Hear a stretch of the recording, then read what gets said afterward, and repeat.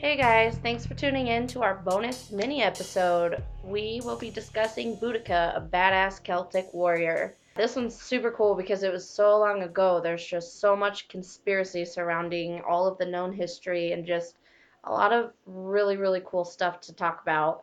We were also left kind of wondering why the Romans always had to be such dicks about everything. They were kind of assholes a lot of the time. But thank you so much for everyone that's been sharing and listening. Super special thanks to Tanya McCormick, who has been boosting us up so much and just really getting the word out there on what we're doing here. We just can't tell you how much the support means to us. Also, there is a couple of mentions of rape in this episode. If that's not something you're comfortable listening to, totally fine. You can absolutely just skip that part of the episode or just tune into a different episode. Not all of them will be so graphic, and we really hope you enjoy this one. We had a lot of fun, and we will see you next week.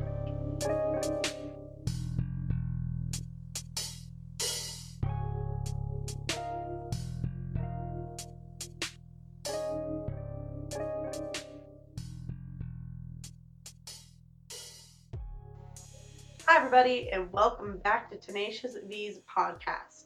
Today we have a special one for you. Should be a little short story about a woman named Boudica.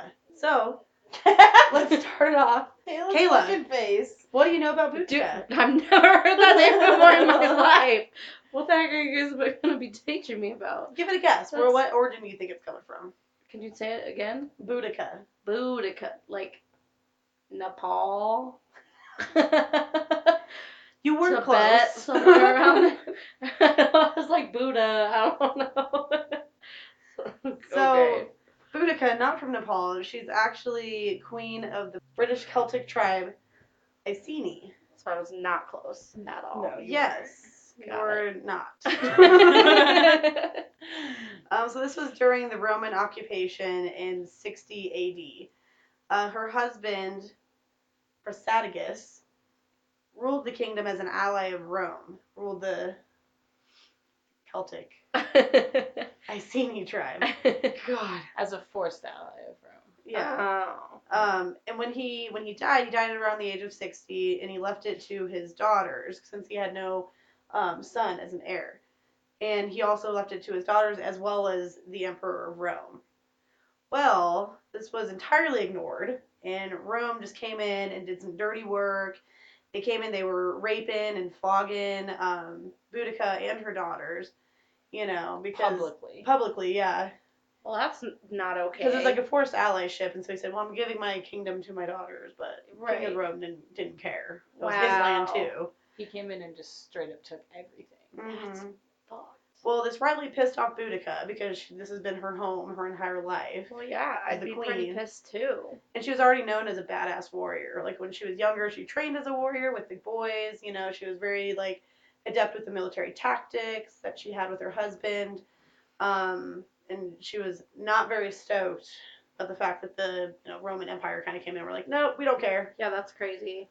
So all of the sources that are about Boudica are Roman sources, Mhm. and they're obviously an enemy source, so they're gonna paint her in kind of a wild, crazy, barbaric light. Right. But this is a quote that was written down from her, and it is, "Nothing is safe from Roman pride and arrogance. They will deface the sacred and deflower our virgins.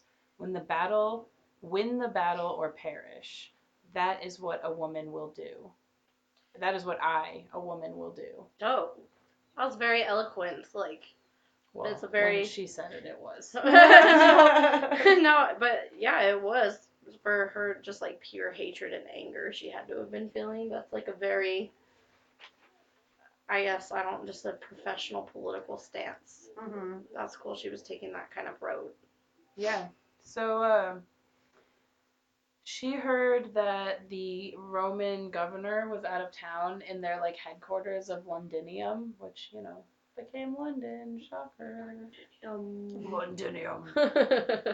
But Boudica gathered all sorts of scattered Iceni and Travanti and other East Anglian tribes. Does East Anglian ring a bell, Kayla? It makes me think of Anglo-Saxon. Vikings? Yeah. Yeah. Mm-hmm. Okay, cool. East Anglia was Same one era. of the... Great. Sorta. All right. Sorta. Coming A together. little earlier. Yeah. But this is later. But anyways. She gathered all sorts of these tribes, which normally would like fight each other. They were pretty like like the reason the Celts fell was because there was no one governing power. Like it was all sorts of scattered tiny tribes on tiny, tiny lands that fought all the time. So it was super easy to just like come in and pit them against each other and take over. Right.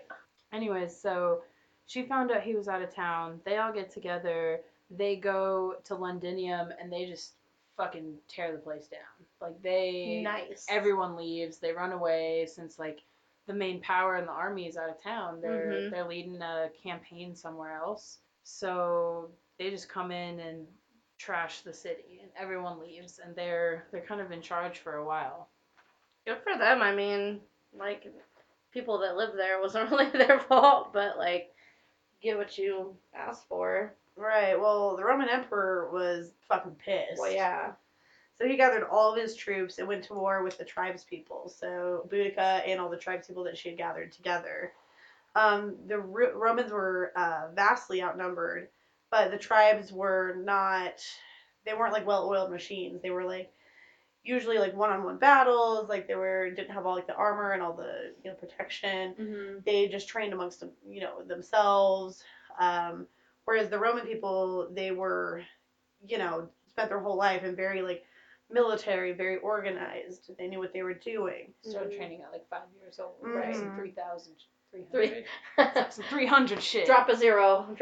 Versus some of these tribespeople were like farmers and stuff, I mean, they were all pretty like vicious people, and they would train to fight and like, but it was like all one-on-one combat or sword play, and they'd wear like leather vests. There was no like organized armor. militancy. There was no like formation about them, I guess. Right. The battle was super long and fierce, but once the Romans took the upper hand, they were absolutely like merciless. So once they like got on top of it, they slaughtered upwards of 1 million of these tribespeople, which was like that's huge. Half of the population at that time. That's huge. With Boudica kind of running the show, she was the one that united everybody. Yeah. But yeah, murdered like half of the people. Boudica and their people took out about 70,000 of the Romans. They had half of their population killed.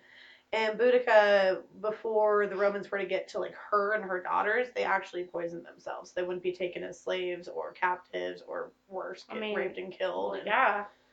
You're up against the wall at that point. Yeah. That's crazy. Wow. And it's sad to think like that. I mean, 70,000, that's huge, but in comparison to 1 million casualties, like they were not holding their own. Like they were not. And this is including like women, children, village people, it's just elders, whoever. Like, they just everyone slaughtered died. everyone. So like after they killed all the warriors and the people actually in battle, they went like through and like ravaged all the towns. That's crazy. It was fucked. That's awful. Yeah, and the most insane part of all of this is they have no idea where this battle happened. Like No the clue. battle site is totally unknown. That's crazy. But it's like legit, like it's been written lots of places that it occurred. Actually, I just thought of something that I read a couple weeks ago that this reminded me of. I don't know for sure if it was something they said in the article, but there's a lake in, I want to say in Ireland, but it's either in Ireland or like south Norway. But there's this lake that evaporates totally and drains once a year. For like 2 or 3 days, there's no water in it, and it's filled with skeletons. Like, I'm talking like thousands and thousands of skeletal remains. Nobody knows what it's from. Nobody knows why it's there. Nobody knows what happened. There's a lot of theories, but I'm pretty sure that one of the theories is that it was the battle site of this battle, because it's literally estimated to be hundreds of thousands of skeletons in this one like recession of the earth. That's crazy. Yeah, it's crazy. And they were in kind of like a knoll in the woods, it said, because the Romans like backed themselves behind, so they had the woods on 3 sides of them, and they could just go forward in their triangular formation with their shields out. Yeah, it's like a 2-day hike to get to this lake. Huh. It's super, super. We should go, guys. I know. I wish I could remember what it's called. I literally read about it. Like, no, I wish I could remember what it's called. But everything that you guys said is It leads up to reminding me of what one of the theories I read. So that would be crazy. It could be very possible because she was saying that the tribes were from like England, but also like southern like Norway and southern some of the tribes that were gathered were Nordic tribes. And even if it wasn't that, it gives me a really good visual of just how bad, because that's insane. I can't even conceptualize, a million people in one place, let alone all dead. Yeah. Oh, it makes me like so a million sad. people in Denver. Well, I mean, there's probably more now. Yeah, but that's crazy.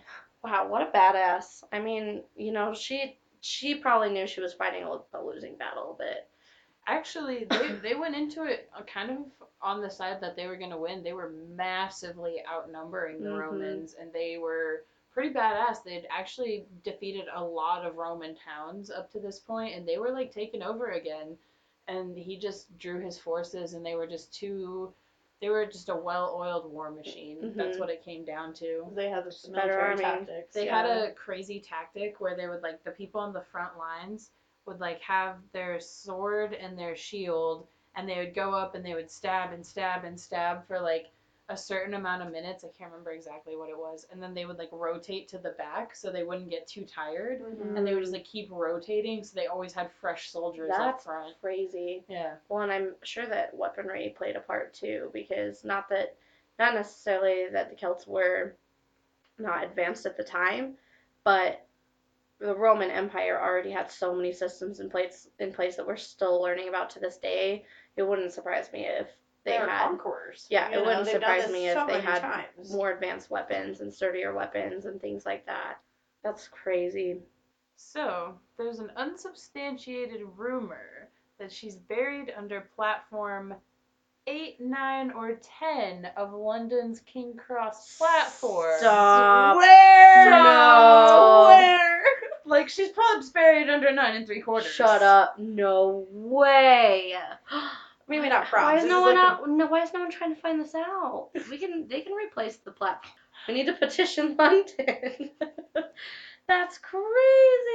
That's why it's magic. That's why it's magic. That's why it's magic, guys. It's the Celtic lady's magic emanating. Maybe she was a druid. Dude, maybe if J.K. Rowling ever heard this episode, like the next week she'd put out some some fun fact.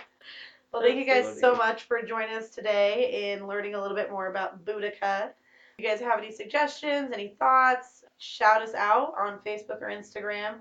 And thanks for listening in. Bye. Bye, guys.